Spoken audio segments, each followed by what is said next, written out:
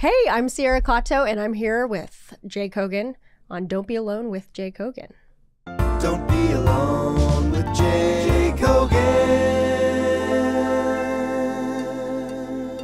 Hi, welcome to Don't Be Alone with Jay Kogan, a show where I, Jay Kogan, encourage people to not be alone. Let's connect with each other. Speaking of connection, please write to me at dbawjk@gmail.com. Send me your suggestions for how I could be doing this better, your comments, your queries.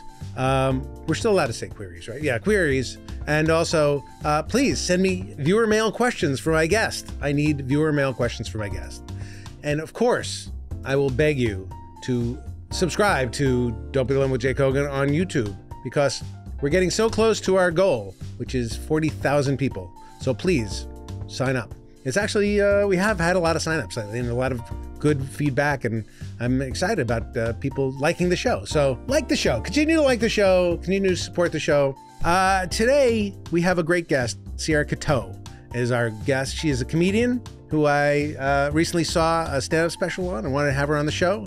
And so she graciously agreed. And she's an interesting person because she's been doing stand-up since she was a young teen. She was on The Last Comic Standing, and she's had her own specials, and she's been an actress on many things. And, you know, from a very young age, she was doing this stuff. I also, from a very young age, was doing stuff. But I feel like she's driven where I was just wandering through life. And I want to see where that drive comes from. Because lately, my drive has been, you know, slowing down a little bit. So I've been wanting to talk to somebody who's got a lot of drive, a lot of spirit, a lot of spunk, as Lou Grant told Mary Tyler Moore. She is all of that, and I will get to see what she has to say about drive, how to keep it, and maybe how to throw it away when you don't need it anymore. We'll talk about all that right after this. Don't be alone with Jay Kogan. The lovely comedian, writer, and I would say type A show business personality. Oh, wow. Sierra Katow. Thanks. Yeah. Welcome. Great labels. Welcome. Thanks. It's very nice to meet you. Nice to meet you, Jay. I had not had the pleasure of meeting you until now, and I've had the good fortune of watching your latest special called Funt. Funt. Yes. Oh, yeah. Thank you. I really enjoyed it, and it was $4.99 well spent. Oh, man. Yes. You put the money down? No, All I put right. that, Gee, I could have... the mean green. I put it down just to watch. You. Yeah. That's huge. Yeah, that means a lot, and you know. Yeah. Well, every ounce counts. That's what they say. I assume the money's going straight into your pocket. Mm-hmm. That's good. Yeah. Directly from Visa or MasterCard right into my bank account. And it's a fun special. Definitely worth checking out. I had just gone through Netflix's joke. Ooh, a million thousand comics and comedy performers, and you'd think I'd be tired of it, but I'm not.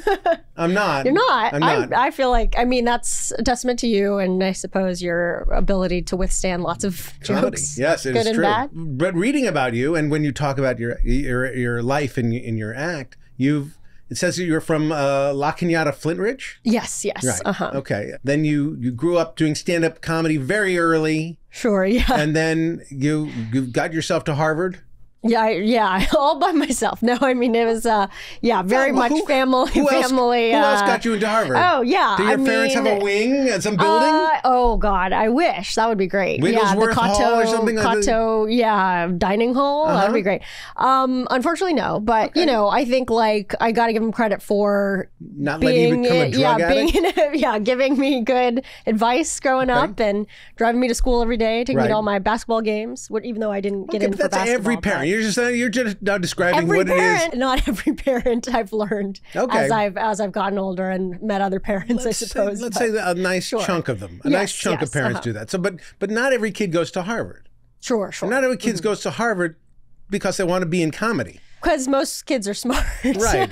And actually go into maybe more what happened lucrative. to the CS major? Where did that go? Ah, man, you tell me. No, I was a real nerd, so I did like to code and all that, and so I think I went to college thinking like tech is a great space to be in. Would love to study this more formally. So was a computer science major. Really enjoyed those classes, and I think I liked that it kind of still freed you up to do like a lot of extracurriculars and stuff. So I wasn't, I feel like there were some majors that were like way more demanding even, but yeah, I think I just because I had kind of started stand up already and got involved in like, you know, did some stand up in Boston while I was out there, did like extracurriculars. There was the Harvard Lampoon, which is probably the most famous of the comedy groups out there, but there was also like stand up comedy club and stuff in the college itself.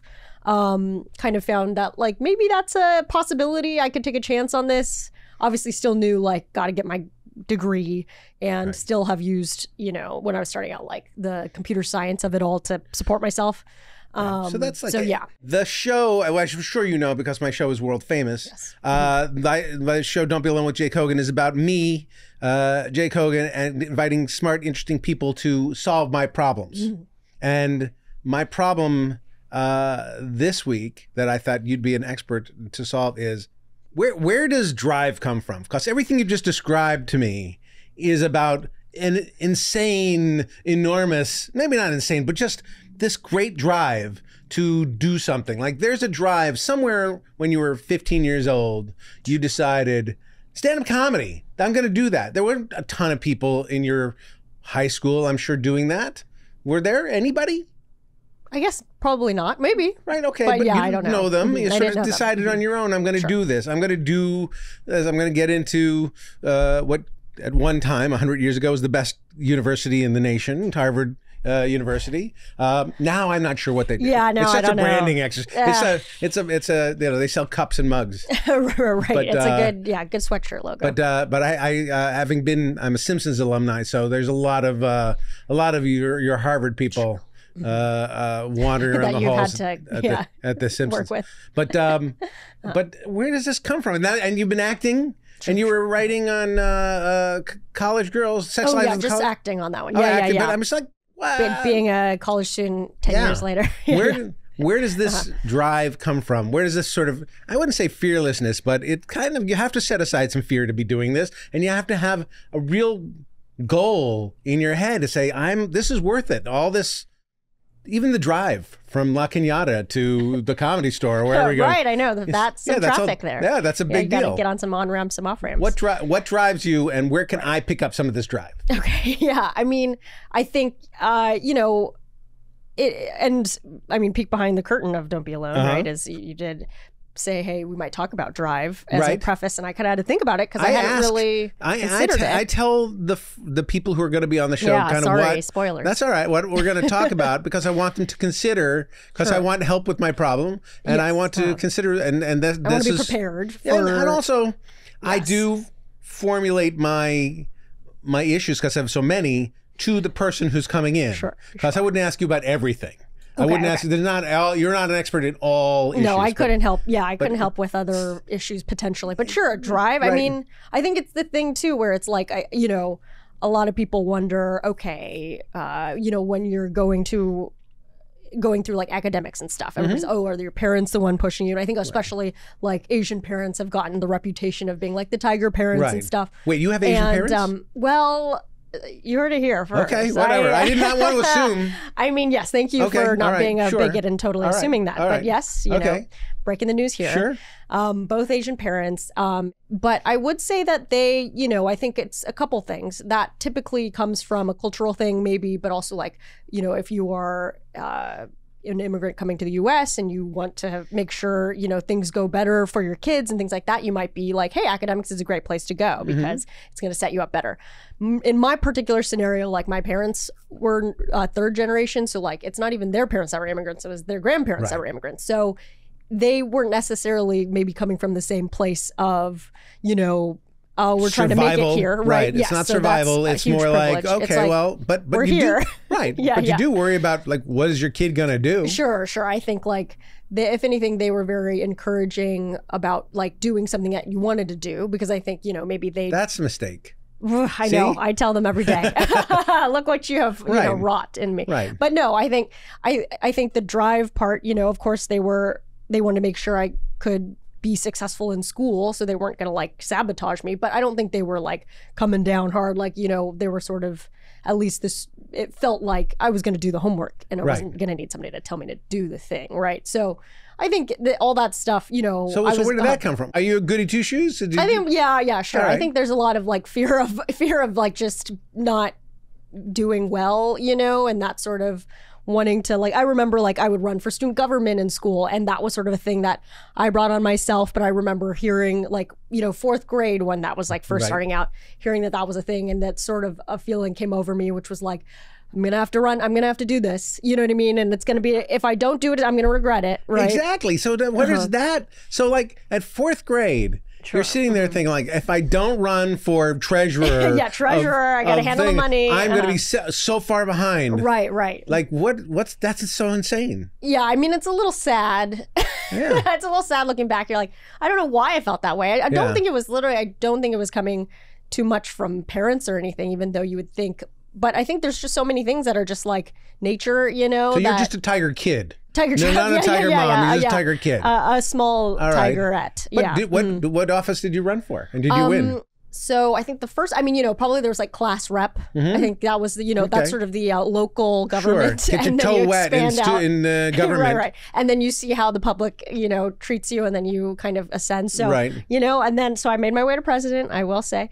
But of my elementary school. Right. And of my high school, I think, later on. So yeah, lots of strategizing. You say you think. You know you're president of your high school. There was some stuff in between. I did.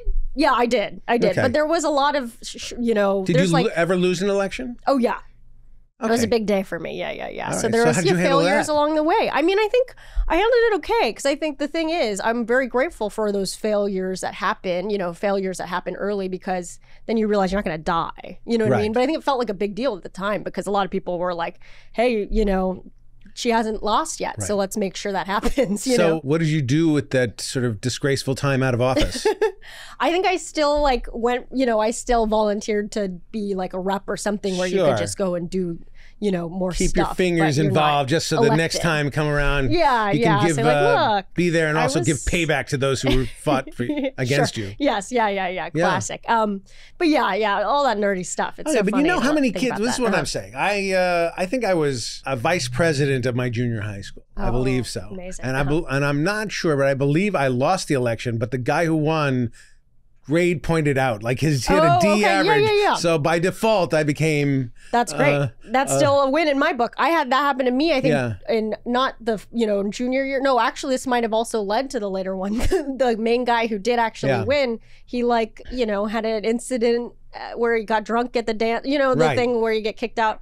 And so then by default, I got to be junior class president, I'm pretty sure. So but I mean, like, you know, counts. it doesn't really count. It's a loser. Yeah.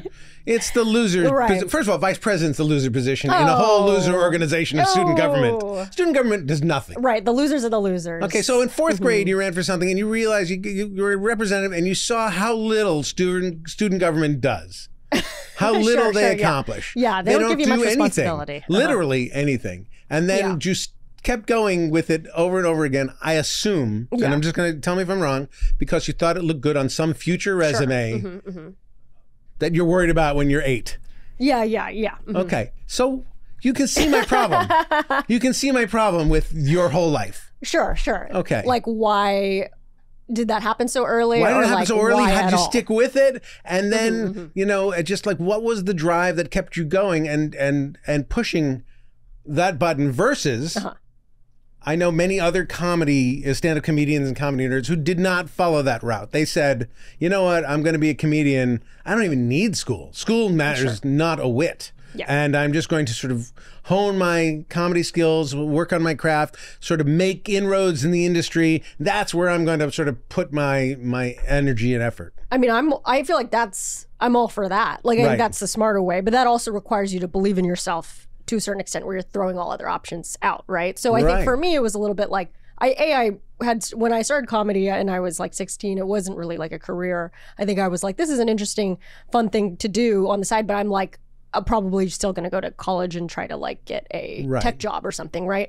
So it didn't really become a possibility till later. And then by then, sure, I maybe would have been like, oh, I actually didn't have to get this degree in theory if I really want to bet on myself here. But I think even now, like, you know, even working now in comedy, I'm still like, well, good thing I have the degree, because I might never work again. There's always that possibility. So I'm hearing you're a person with this enormous drive, and that drive is springing from some weird insecurity.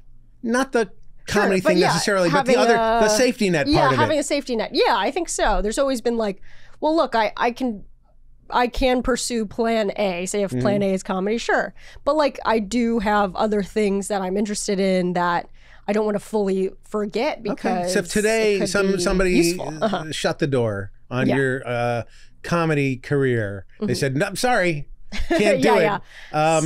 We heard you on Don't Be Alone. Right, Don't Be Alone, Jay Kogan. Your performance was less than stellar. The reviews are in. It didn't work out, but What would you do? I think a couple things. I think because I've worked in comedy for a while, you know, I kind of am like, oh, I could probably be like, I would maybe be interested in helping someone out if I was not the comedian star, but like I could try to help them produce their show or, you know, do something where like helping from the ground up, being more behind the scenes type person, if you're allowed to. Of your life. Okay. Sure. Maybe, like a comedy producer or something like that. Right. Of course, that takes its own career, but of course it would be kind of a ground up situation. Okay. Work for nothing, work your way up. But because I am, you know, I have still spent a decent amount of time in this world, so there's this element of like, don't want that time to go to waste.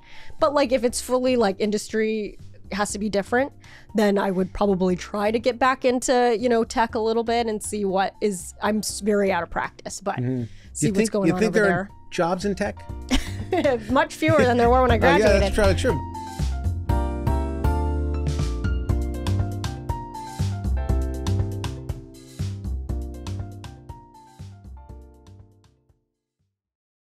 Don't be alone with Jay Kogan. Are you still curious about the world and still looking at other things and finding other things that you that pique your interest, and to think, well, in the world of an insecure person such as yourself, and I keep loving labeling you that, okay, you know, gee whiz, no, that you constantly looking for safety nets along the way. Yeah, I mean, I think like... Or put it another way, other things that fascinate you and drive your passion. Yeah, I mean, I think, what it ends up looking at like more is still pursuing comedy, but trying to be open to like how that evolves. Right. So I always use an example of like, of course, like stand-up is like such a great place to be because it has withstood the test of time a little bit more than other things. But at the same time, you know, I remember being at the Comedy Store and then like a big billboard showed up on one side and it was like a YouTuber, and all the like open micers were like, you know, like, oh, they just did it in their bedroom. Like we had to drive through traffic and pay for parking and not even get up and all that stuff. But let's be honest, that YouTuber sucked. Right? I mean, not that all the way to the bank. Yeah, I guess. All the way all to the right. bank. Well. But yeah, no, I mean, like at the end of the day, sure, it could be not, I don't even know exactly if I had ever seen their stuff, but they clearly had an audience and they made a lot of money from it, at least for that time. So I think it was kind of, I think it's just sort of being the way to stay insecure, but hopefully still have it go towards comedy is like, you know, if there's going to be a new thing, and like, for instance, right now, the whole thing is like posting your clips of your stand-up. Right. And that's a very different pace than it used to be in the past. Like before, maybe you'd put up like, you know, a chunk of once a year, but like now it's, okay, every week you're putting up 3 minutes, you know. But if you do that, you're sacrificing your act, right? Right. So people do like crowd work or, you know, but I mean, you did the special, so that's already in the can. That's already kind of sacrificed. Yeah. So now you can do clips of that. Sure. Clips of the special, stuff like that. Right. But yeah, and even just like taping every set, you know, that used to be maybe a little embarrassing if you're setting up your tripod for some set, but now everybody does it. So there's a little bit more like, I guess, the comfort of everyone's kind of coming on board finally. But, you know, I think staying uncomfortable by being able to change the way you do your shit. Who inspired you when you were 14 or 13 in the world of stand-up comedy to say, I want to do that? I think like I remember watching Ellen DeGeneres' special around that time. Like I had gotten cable, I think around when I was 16. So I started watching a lot of like Comedy Central. And so there was just, I mean, it was just like Sarah Silverman, seeing a lot of really funny women do it. I think also it was, you know, I liked Anthony Jeselnik's like one-liners and like just watching all that made me laugh. So yeah, kind of a combination of a bunch of things. Anthony Jeselnik promises to be a guest on this show in a few weeks. So we'll see if he lives up to it or if he's a goddamn liar. We'll see. We'll see. Yeah, good. Yeah, I mean, so now who inspires you now? Who are you looking to? Like, then it could be your buddies. Could be, you know, I guess comedy breeds strange friendships, and so it does. I mean, because you're competitors with each other, but yet you're in the same club. And so it's interesting to sort of hang out and sort of see your community rise together. Yeah. But is there somebody who stands out to you now and go like, they're doing it right? Oh man, I mean, I like a lot. Like I feel like I think especially too, I found a great community in like a lot of Asian American comedians. So I feel like there's ones who either I met before or met kind of younger, like PK, or like and then kind of ones who I kind of am more contemporary with, or who are honestly like I don't see them that much, but I see them online, and so I'm very inspired by that. So there's like Fumi Abe or Leslie Liao. A ton of like kind of even the younger, but I mean, you know, and then watch obviously like Ali Wong, like way before. And yeah, I think just seeing them bring a certain like perspective to Asian American comedy, which hadn't really been there before, or like that there's just more of an audience for it now. Like I feel like before it was kind of, if you are a fan of comedy or media generally and you're Asian American, you're like, you know, really hungering for more content because it was a lot on YouTube. But then it's kind of finally hit the mainstream, and I think stand-up comedians have also brought their own like extra layer of perspective there, because you can just have one to one. It's like one new comedian, one new perspective, go, you know, rather than like we need 100 people to come together and make a movie or something. It's interesting to me because maybe being, you know, an old white Jewish guy, I'm interested in everybody's perspective, and Asian comedians are fantastic, and it was never like I'm not seeking out anybody's culture, but every comedian who stands up there is giving me their culture. So by default, anybody who's somehow makes it in front of my eyes who's good is imparting that, whether it's Bill Burr or whether it's Margaret Cho, it doesn't really matter. It's you know, they're still doing it. But I didn't have the issue of seeking somebody like role models that weren't out there. Like it was full of my role model. That's everybody who was doing it was my role model. So I got that out of the way. I mean, that's great. I love before that. Birth. When I was a stand-up comedian, when I was 16 years old and first began to drive, I enjoyed performing. I didn't like waiting till 1 a.m. or 2 a.m. for the shitty spots, but I did not enjoy being in comedy clubs. I felt that I was, as a 16-year-old, I was damaging myself. Like honestly, that this environment is bad for me. Like there's, especially of my era, there were people doing drugs, and there were like a lot of drinking and smoking, and people at the bar, and it was just didn't feel like that was. I was always very worried, like, oh, I'm ruining myself as a person if I stayed there, and I kind of, that's why I kind of stopped doing it. Oh yeah, no, I mean, you were smart. How did you avoid that a little bit? Avoid that, yeah. I mean, yeah, I'm not I think maybe that's why to this day I'm maybe not as much of like a hanger-outer. But it was only because I think I just didn't really have the community. And then, you know, I think when I was doing it too, they were like putting down some restrictions. So like at the Comedy Store, you could only like stand out on the sidewalk. So, I mean, you were getting sidewalk stuff, but you weren't in the green room necessarily or anywhere, you know, where, you know, and I think it had calmed down maybe a little bit, like drug wise, but who knows? I wasn't seeing it, I guess. Well, no, I mean, I didn't see much either. I just was aware of it, and that could be. It was feeling a certain amount. Yeah. I mean, you know, and I think that's totally like. There's also just the element of like being, just being around people that you're just like not really exactly vibing with, or, you know, they're sort of like, I would hang out at the Laugh Factory a lot, and I think that was like a little bit of a smaller contingent, and maybe for that reason I felt more comfortable. But overall too, I mean, I think there was a lot of like there's definitely a lot of creepiness, like I think as a young woman, and I think young men too, of course, like you have to be let's be honest, more creepiness for young women, more outward creepiness. And so you have to be a little bit on the lookout, and I think I also get a little, you know, I'm still on edge about the fact that like, is somebody interested in actually helping you in your career, or are they interested in something else? And you have to be the one to parse that, unfortunately, which as a young person who is like looking to, you know, again, like they're putting in a lot of hard work. You want to be able to like capitalize on opportunities as they come, because they're so few and far between. yeah, it's definitely like, oh, okay, making sure to know like when an opportunity is actually not an opportunity. Correct. Well, you would not. I invited you to my hotel suite earlier today, right, and you said I no. said, hey, listen, wait a second. No, thank you. I've heard this one before. Yeah, you insisted that we do it here in an office. right. See? I don't get. Pretty good. That's all the training. I'm just a regular guy asking a fellow entertainer to just come up in my robe and just hang out. Yeah, duh. All right, this is whatever. the protocol. No, but yes. So that's some of the Sierra 101 I had to learn through the years. Well, that's smart. I do think that I don't know if it's innate, but there's an inner guardian that if you have it, you're looking out for certain stuff. And you also, when you talk about in your special about pepper spray and protecting yourself and other kind of stuff, but it with that in mind, versus just like, I'm a little lamb and I'm just going to follow I think people place themselves a little bit in too open a position sometimes, and that's hard. I wish if I had a daughter, I would want her to be on guard. Sure, as much yes. as people with daughters are. I feel like they're like my parents, for instance, were very like and that's why they would drive me to a lot of these open mics and sometimes like camp out nearby, park nearby. I'd be like, scared shitless. Let me know when you're back. Yeah, of course. I think it's a thing too where it's like, but it's frustrating because you want to be able to also operate like any other comedian.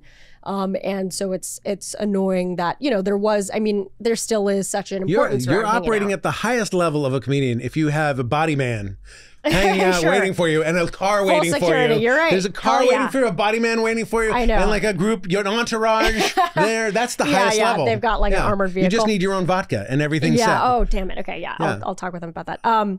Yes, I do think that that is true.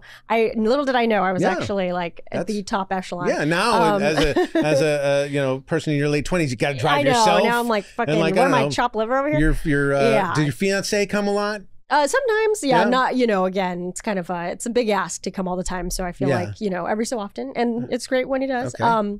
So yeah, then I kind of have a detail. Right. No, but it is like it is an interesting thing. Oh, I know, because I think the hanging out is such an important part of comedy, right? Right, and that you miss out a little bit on. The networking is part of it too, because then you hear about gigs or people think of you for things. Oh yeah, and then also like a huge part of kind of moving on through the tiers of comedy is like being a feature or being like on the road opener, and I think that can be tricky. You have to be with somebody who ideally is like easy to hang out with, right? But also isn't gonna like, I don't know, be like questionable. I'm one of the great middles of all time in terms of comedy. I'm one of the great middles because I'm not too funny, and that I will not outshine the headliner. Don't you dare. I will not even be close.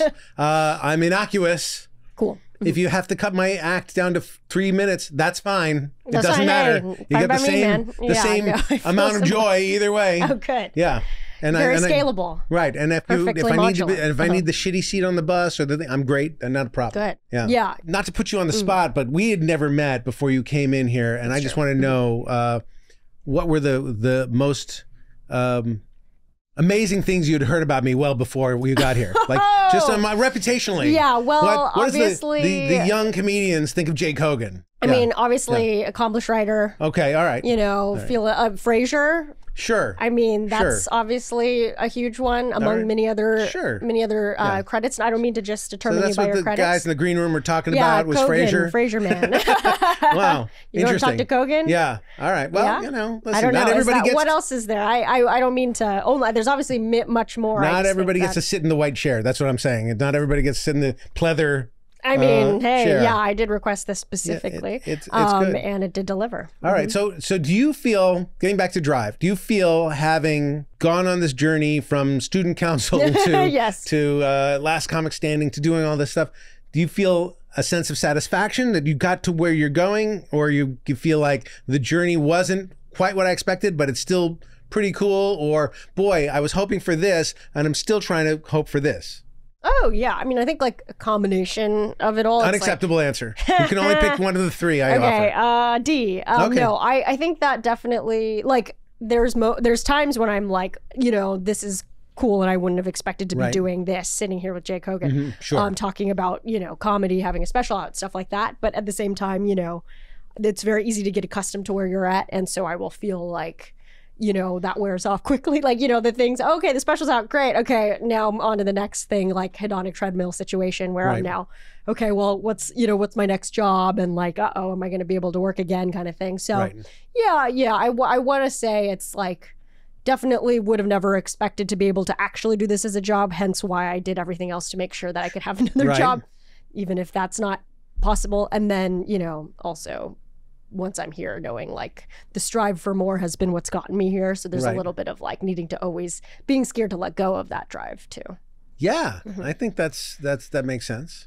Like, yeah. Well, you know, what does it look like if you don't have that thing that you have always had? Have worked for and wanted to do. Yeah, it's interesting. I'm trying to think of whether I had drive. Like, I don't think I had your drive. I don't think I had that kind of thing. I want to be funny. I like to be funny, but I didn't say like I have to put myself out there too much, although I wound up putting myself out there anyway. Yeah. So I don't know. I don't think of myself as somebody with drive, but I must have had some kind of drive in order to, you know, fight off the wolves and get jobs in comedy.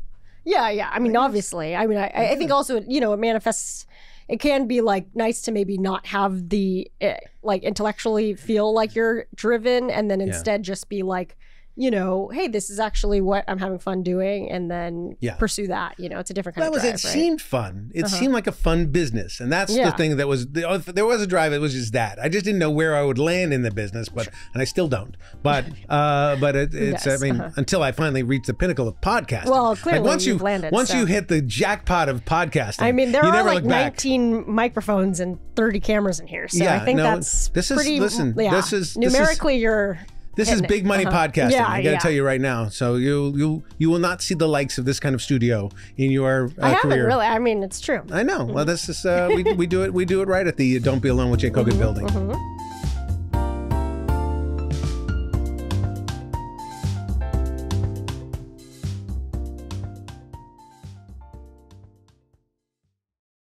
Don't be alone with Jake Hogan.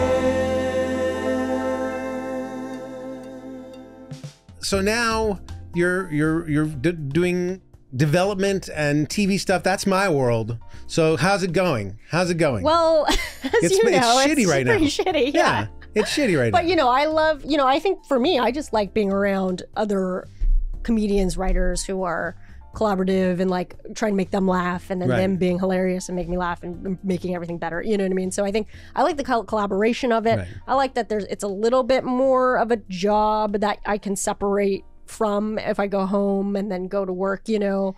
Like I was on Zoom for a while, and then we had like an in-person room for a bit, and so that was like, oh yeah, this is fun. Right. It's better. So in-person room is better. Yeah. I mean, you know, you just get to know people a little bit better, and I am a extrovert, so I think I like being around funny people. Also, psychologically, you're better off in a room with people because you communicate with them in a different way. You can be funny with them in a different way. And also your brain isn't looking at 9 faces at exactly the same time, which your brain is doing a lot of work when looking at 9 faces, one of which is yours. Right. And so your brain is constantly, do I have snot coming out of my nose? You're guarding yourself and looking at everybody's face. The exhaustion of a Zoom room is 3 times the exhaustion of a regular room. Yeah, totally. It did feel that way. It was, you know, and I got so used to it because I really hadn't had a ton of experience before that with regular rooms, but yeah, so it was great to kind of come back in. And then I mean, you know, it's like, again, it's a thing where everybody's feeling the post-strike like crunch of, how long are we going to be doing this still? So again, open mind to all things, but. Do you dream of being in your own show, starring in your own show? Not dream. Is that a goal of yours? Yeah, I think so. But dream is so dismissive. No. I mean, yes, it has to be because, of course, that takes so much to work toward that goal. And yeah, I've worked on like projects where that would have possibly been the case if we had sold it. You ever do the thing like I'm writing a character named Jan, who's a Sierra type, and then if they don't want me to play it, it's fine. Yeah. That's a good one. You know, I think it's kind of I'd be right for it, but I just want I go. Well, we're gonna go to the best person. Right, exactly. I mean, sure, one person's lived the life of the character, exactly. but, you know, whoever is out there, obviously with strong star power. Yeah, I think that's a mistake. Yeah, I think you say, this is me, this is my show. I'm in it. Yeah, I'm in it. Right? I mean, you know, and again, it's fine. I think it's like, it's the thing where it's like, I'm never going to be, it's not normal to be like, I got to do the thing. You know, you kind of have to let other people arrive at that conclusion anyway. I guess, unless you just do it. Like Steve Martin, did you watch the Steve Martin documentary? Oh, no. Okay, so do you know who Steve Martin is? Yeah. Okay. Because you might be too young. Sure, of course. Yeah. But you know him as a movie star, not as a stand-up comedian. That's true. Yeah, for the most part, even though. When I was but a lad, there was this guy named Steve Martin who was a stand-up comedian. And he rocked the entire world of stand-up comedy. Before he became a sellout movie actor. Get him out of there. And one of the things he did in his special, and I recommend you watch it just because you see the machinations of stand-up comedy, which have not changed all that much from then to now. He talks about how he was doing stand-up and he was doing a bunch of stuff and then getting gigs, being middling and opening, but sometimes opening for the wrong people, you know, acts that didn't want to see his comedy, didn't get it. And he said, I'm only going to headline. And he was at a position where nobody wanted him to headline. He just said, I'm going to headline. I don't care what the gig is. I don't care how much it pays.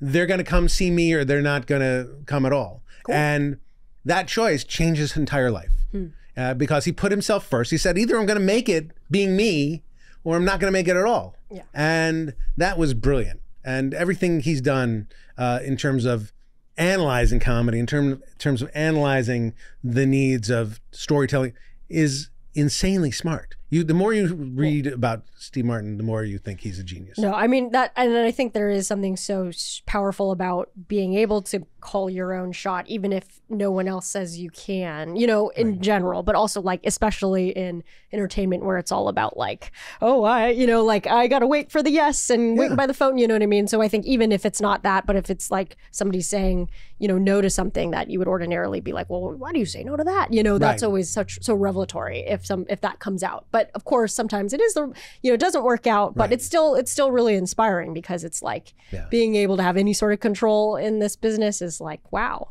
See, people have told me I should write a sitcom starring myself. And I have said to them, that's stupid. Okay, because good. That's your no. Yeah, I'm not, I know my line. Like, I'm not going to be the star of a sitcom. That's not, I have not trained for years to become an actor. Okay. Like I've been a writer. I've been mostly a writer, and I don't think I would be a particularly compelling actor. Maybe someday if I trained, if I worked at it. Sure. But I think you could do it. I think you should, and you should do it. I mean, I think that there's also what you're saying too. It's like there's a power to also knowing who you are and like knowing like, you know, even in a certain project, like I feel like I've written things where it's like, yeah, I mean, I'm not going to try to like shoehorn into this in some way. Like, I think I would be great here as just the creator of this show and like being a great, you know, person in the writer's room if I'm not ready to show run yet, you know what I mean? And so there's like, it's just, I think there's, of course, we love an auteur who can do it all and everything, but you know, sometimes. Do we love an auteur who can do it all? Do we love an auteur? I think auteurs are bullshit. I don't think there's an auteur who can do it all. But I mean, come on, you know, it's like such a hard job just to do one of those things. So it is crazy when they expect a lot. I have a rule when I'm a showrunner, which is I will not allow myself to act in even a small role. Oh, not even like a cameo? No. Okay. I have a job. If I'm the showrunner, I have a job. And even though I love being in front of the camera and I love doing those bits, I would be taking a job away from somebody who does not have a job. That is so true. And it also removes, it's like being an alcoholic. It removes, if you are an AA, reformed alcoholic, you say, I'm not going to touch a drop of alcohol because I like it too much. I'm not going to give me this part. I'm not even going to tempt myself to think, maybe I'll play this part because it's just off the table when I'm running a show. No, that's very smart. And that is true. I mean, for actors who are like, you know, trying to get that co-star, it's like, that's a game changer. It could be their SAG card. And so that is very generous. So, but I do take parts. Anybody who asks me to do a show, their own show, gimme. I'm on. Yeah. Let me know where to be. My rule is I'll take, no matter how degrading, I will do it. Good. Yeah. I will know my lines. No floor. No floor. I will know my lines. I'll bring my own clothes, and I'll be whatever, you know, whatever you need me to be. I think sometimes there's that SAG rate for bringing your own clothes. Exactly. So it's a pretty good deal there. I don't have to charge that extra rate. I'm just saying, I'm going to be good. I'll be a good worker. No, that's I know what great. it's like. Helps everybody who's on it. So that's well. That's good. I feel like you haven't helped me figure out where my drive should be. Give me one. I'm sorry. Yeah. One more. What should I do to reignite my drive or to ignite If I'd never had it. Ignite. Okay. Because I would say I was thinking like, if anything, I'd be the person to be like, no need for a drive. I think that's a beautiful way to live. Okay. Because it's a little like what, again, like why 8 years old am I like, I need to be student class rep? Like what is happening? So if anything, I'd be like, yeah, you're good, man. So stay. Yeah, I'd say you're, dormant. Clearly it worked. Stay dormant. Yeah, go back to bed. Okay. No, but clearly it worked. If it would be one thing if it's, someone and you're like, I think you got to get a little drive. You got to get out there, put yourself out there. But, it sounds like the drive for you is coming from genuine, authentic enjoyment of what you're doing. And so, therefore, that's kind of what I wish for. All right. Well, now we go to another section of our show that we like to call listener mail. Now it's time for listener mail. From listener Craig, society encourages us to tough it out, but is staying in something tough and difficult the win and moving on the loss? When do we know we've had enough? In relationships and work, how do we judge the next move? Wow. Come on, La Cañada. No, I think learning about how to like sit in it, because sometimes moving on, it's like that could be the actual more danger zone because it might come back and get you later, if you haven't fully processed whatever you need to process. So, I mean, it's hard to tell in the moment probably, and it probably feels much better. But don't you have to figure it out in the moment? Let's say your relationship with your fiance is fantastic. I know this, but maybe you've been in relationships in the past and said like, I'm not sure if this is working. How do you draw that line? Or a job that maybe wasn't to like say, I gotta move on. Quit. This is quit this job. If you'd worked at Stone Cold Creamery or something and said like the mix-ins. My arms are tired. Ouch, my God. The carpal tunnel. Too buff. Yeah. What do you do? Yeah. Interesting. So in those scenarios, I feel like, man, I think it's probably pattern wise too. You're kind of looking back and like, is this the 7th job that I quit after 2 weeks? Or is this like, I've been really trying to make this work for a while and I'm just only obsessing over the idea that quitting is bad. And it's really not quitting at this point. It's actually, moving on or whatever. So but don't you think, there are people who move on and move on and move on and move on. Right? Mm-hmm. And power to are them. they worse off than people who stick it out? I'm not sure. What's their goal? I guess it's like, if they're like, if it's perfectly fine, it's perfectly fine. But, if their goal is like, oh, I really wanted to have stability or whatever, then like, sure, that could probably be destabilizing. I think everybody wants what they don't have. So if you're a destabilizing person who just moves on and moves on and moves on, says, I wish I had some stability in my life. And then if you're just a rock steady, solid person, you say, I wish I had some adventure and some things in my life. Yeah, you're right. So it's sort of a thing of like, changing their behavior, existing behavior. Or just knowing that everything's a win and a loss. That's what I would say. There's every choice. But you said we couldn't do all the answers. Every choice has is a loss. You choose one thing, you say no to another, but you win the thing you say yes to and you lose the thing you say no to. Yeah. So what can you do? Craig, just live your life, man, and just and see what's out there. That's true. That's what I would say to Craig. And now we have another thing that has no music cues called Moment of Joy. A moment of joy. What gives you joy? What's a go-to thing of yours that you feel comfortable telling the world? Sure. Mm-hmm. You don't have to tell us all your secrets. Okay. But tell us a few things that you tell an acquaintance. A medium level friend. Sure. Not your best friend, but a medium level friend. Okay, medium level friend. I mean, I will say something that's been really joyful lately. We've been making a lot of cold brew tea. And you make it the night before, get some loose leaf tea, throw it in a jug. You let it sit overnight, and then you just have like, and because it's getting a little warmer out here in LA, you just have like iced tea the whole day. But it's a little iced tea. I'm drinking iced tea as we speak. That. I mean, it's listeners don't know this, but I've been sipping on an iced tea the whole damn time. Oh my God. Absolute peek behind the curtain there. Basically living the Jay Kogan lifestyle with this cold brew tea. The Jay Kogan lifestyle is a giant glass of iced tea with you at all times. And actually I think it's just so healthy and, gives you that little energy caffeine situation, but not as intense. It's filled with amphetamines. Well, yes, that is also the Jay Kogan lifestyle. I loaded up with all kinds of drugs and hallucinogens, but in general, it could be healthy. There's a healthy version of it. I just don't drink the healthy version. Right, you do kind of it's sort of like the protein booster at Starbucks, but it's amphetamines. And I also add chemicals, MSG, all kinds of stuff. Ooh, MSG is delicious. Yeah. You got to add it to everything, I think. What is the difference between cold brew tea and just like iced tea. So I think iced tea often it is boiled water, right. And then they cool it over. Put ice on it, yeah. Right, put ice.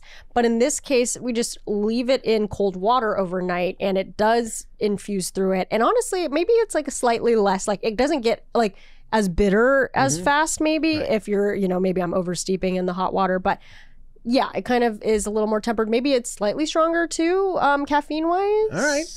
I don't know. Okay. I haven't run the test. But in the morning it's there and you're saying, oh, look how great the tea is. I know. And it's just nice, especially because I like a cold drink, when it's getting hotter. Right.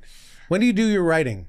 I like to do it at night. Okay. Yeah. But I'll try to do something during the day. Night? Like how night? Yeah, like evening, probably like post 8 p.m. if possible. If you have a set, if you're doing a set at a comedy club, is it after the set could or be before after. the set? Yeah, it could be after. Probably after. All right. Yeah, but I mean, again, it's sort of every day? No, not every day. Okay, every day. And like, what's a good writing session time for you? An hour, 2 hours, 3 hours? Could be long. Yeah, maybe like 3 or 4, depending. Wow. I'm normally like a crammer. See, that's when the student council A student comes out. I mean, that's when the like when I had to do algorithms and shit in college. Problem sets are what they were used to. Yeah, Yeah. The all-nighters. We love it. 4 hours of writing can be at late at night can be tough. I mean, it's a lot of just reading, I feel like. But yeah. No wonder you need that caffeine. You need that cold brew caffeine to keep you up. Yeah. That's crazy. Just keep it coming. All right. Well, this has been great to meet you. So great to meet you. Good luck with everything. And thank you for being here. I no hard feelings about not coming up to the hotel suite earlier. Oh, sure, I get it. Thank you. Actually, again, it was a test, smart move on your part. Yeah. Smart move on your part. And thank you for being here. Thank you, the listeners and viewers of Don't Be Alone with Jake Hogan, for being here. Spend some time not being alone with somebody. And please write me at dbawjk@gmail.com with all your questions. And please submit questions to me for my show. And I'll see you next time. Don't be alone with Jake.